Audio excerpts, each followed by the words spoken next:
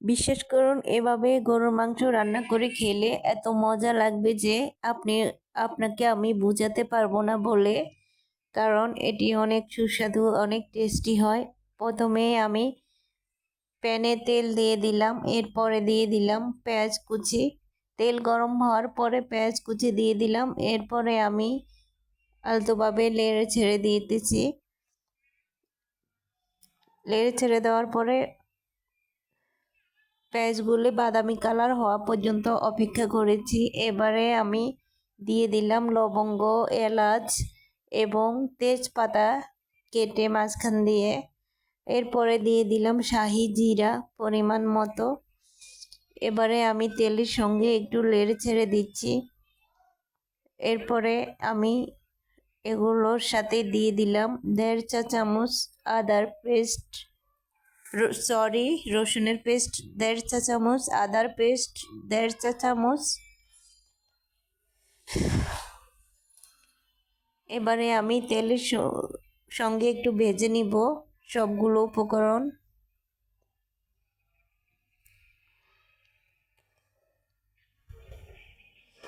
ভেজে নেওয়া প্রায় হয়ে গেছে। এবারে আমি দিয়ে দিলাম 1.5 চা চামচ জিরার গুঁড়া। আমি জিরার গুঁড়া ব্যবহার করি, আপনারা জিরার পেস্ট ব্যবহার করতে পারেন। কারণ আমি আস্ত জিরা কখনোই শিলপাটায় গোটা করে দিই না।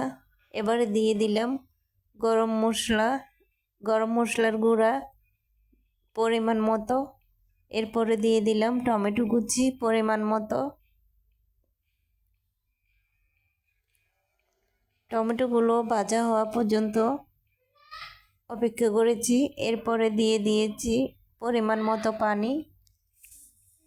জিরাগুলোর দেওয়ার কারণে রংটা একটু কালো হয়ে আসছে।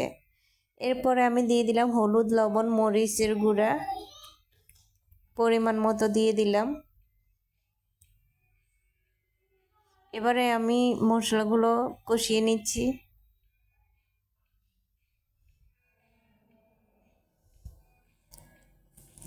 খুব ভালো করে আলতোভাবে নেড়ে ছেড়ে দিচ্ছি।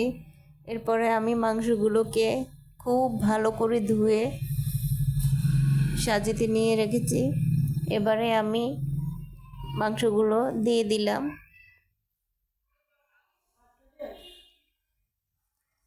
এবার আলতোভাবে এই পাশ ওই পাশ করে নেড়ে ছেড়ে দিচ্ছি। মশলাগুলোর সঙ্গে মাংসগুলোকে খুব ভালো করে মিশিয়ে নিচ্ছি।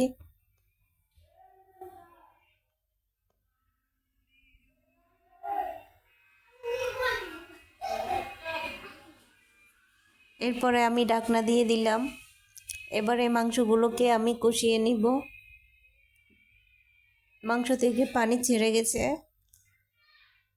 এবারে একটু নেড়ে ছেড়ে দিচ্ছি।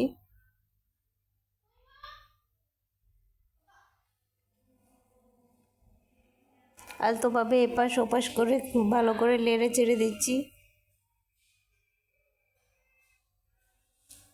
এবারে আবারও ঢাকনা দিয়ে দিলাম সিদ্ধ হওয়ার জন্য। মাংসগুলো সিদ্ধ হওয়া পর্যন্ত এভাবে এভাবে নেড়ে ছেড়ে দিতে থাকবো এবং সিদ্ধ হওয়া পর্যন্ত অপেক্ষা করব।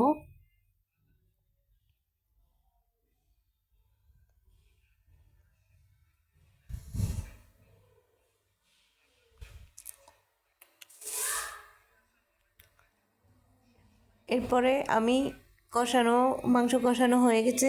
মাংসতে জল দিয়ে দিলাম, পানি দিয়ে দিলাম পরিমাণ মতো। এই পানির ভিতরে আমি মাংসগুলোকে সিদ্ধ করে নেব।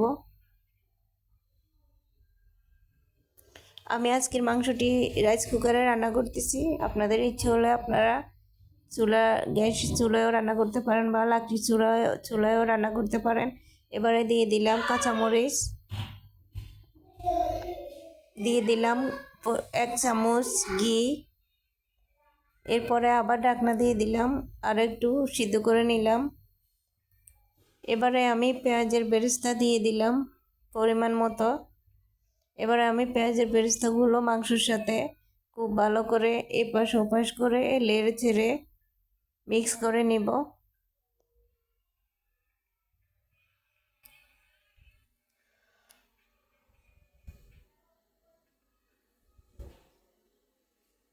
মিক্স করে নেওয়া হয়ে গেছে প্রায়।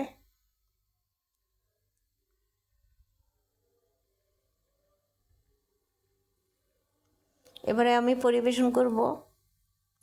একটি চামচ দিয়ে বাটিতে একটু একটু করে মাংস দিতে থাকবো যতক্ষণ পর্যন্ত বাটিটা ভরে না গেছে, ততক্ষণ পর্যন্ত আমি মাংস এভাবে দিতে থাকবো।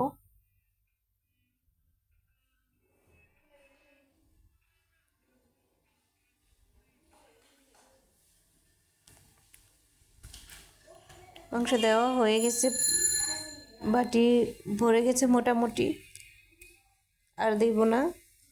এবারে আমি উপর দিয়ে দিয়ে দিব জিরার গুঁড়া,